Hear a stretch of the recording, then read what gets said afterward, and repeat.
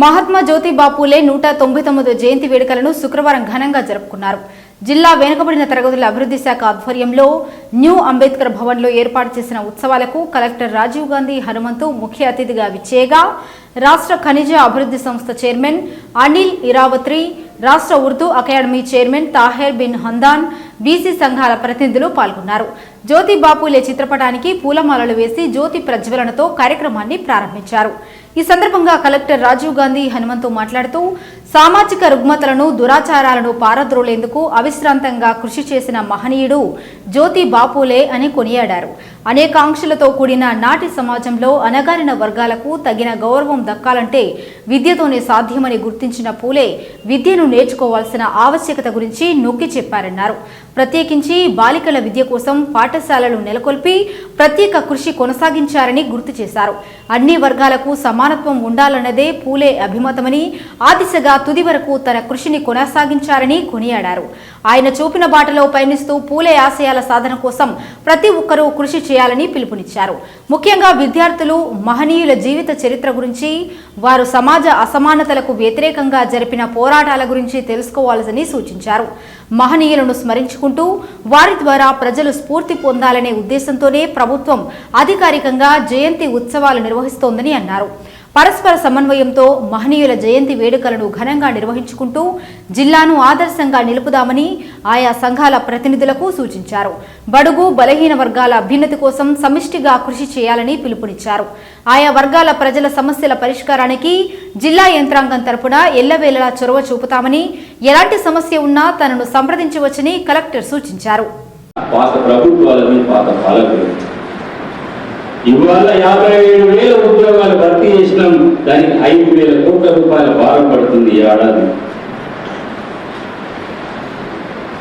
PSC పెట్టినాం. ఇలా ఎన్నో కార్యక్రమాలు చేసింది కాంగ్రెస్. ఇప్పుడు వచ్చిన రేవంత్ రెడ్డి ప్రభుత్వం. అందుకే మీ అందరినీ ఇప్పుడు రాజీవ్ యువ వికాసం కూడా పోయినసారి 10 సంవత్సరాలు ఎవరికి లోన్ ఇవ్వలేదు. బీసీ కార్పొరేషన్ లేవు, ఎస్సీ కార్పొరేషన్ లేవు, ఎస్టీ కార్పొరేషన్ లేవు, మైనారిటీ కార్పొరేషన్ లేవు. నేనున్నప్పుడు, నేను ఎమ్మెల్యే ఉన్నప్పుడు ఎంతో మందికి ఆటోలు ఇప్పించిన, ఎంతో మంది బీసీలకు లోన్లు ఇప్పించిన, ఎస్టీలకు లోన్లు ఇప్పించిన, సబ్సిడీ లోన్లు ఇప్పించినాం. ఎస్టీలకు ఎస్సీలకు మాత్రం 90% సబ్సిడీ లోన్లు ఇప్పించినాం అన్నాడు. కానీ 10 సంవత్సరాలు లోన్లు లేవు, మనం లేవు. ఇప్పుడు 6,000 కోట్ల రూపాయలు బీసీ, ఎస్సీ, ఎస్టీ, మైనార్టీలకు, అదేవిధంగా అగ్రవర్ణ పేదలకు కూడా ఇవాళ లోన్లు ఇవ్వబోతుంది.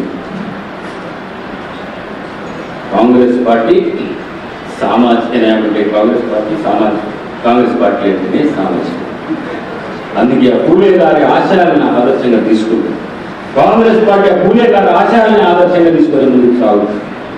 మనం ఇలా గొప్ప నాయకుడు జన్మదినం సందర్భంగా మనం ఒకటే గుర్తుంచుకోవాలి. ఇక్కడ వచ్చి కూర్చున్నది జన్మదినం చేసుకోవడానికి.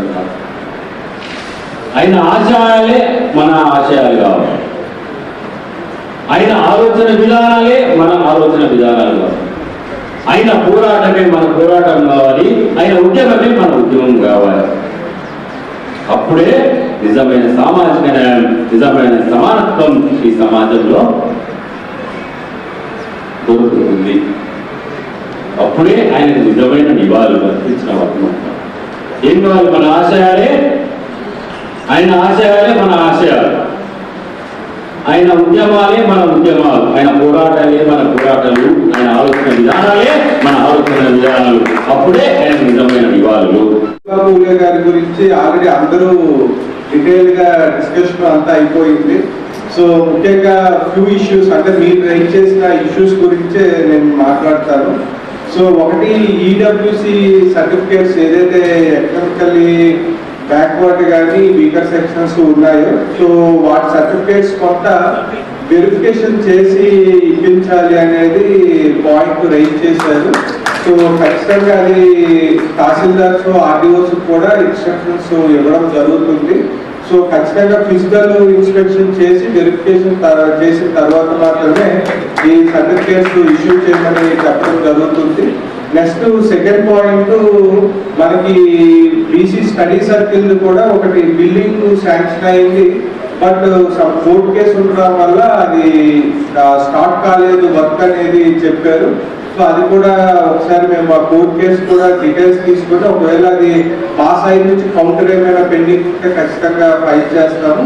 బట్ ఇన్ కేసు ఒకవేళ కౌంటర్ కూడా ఫైల్ చేసి ట్రయల్ కి పెండింగ్ ఉంటే సో అది ఫాలోఅప్ చేసి తొందరలోనే డిస్పోజ్ చేసే విధంగా చూడడం జరుగుతుంది. సో నెక్స్ట్ థర్డ్ ఇష్యూ మనకి చాలా మంది వక్తలు కూడా మాట్లాడారు. సో మనకి తాళరాంపూర్ అండ్ బోర్గాం కూడా చెప్పడం జరిగింది, కొంత సోషల్ బాయ్కట్ జరిగింది.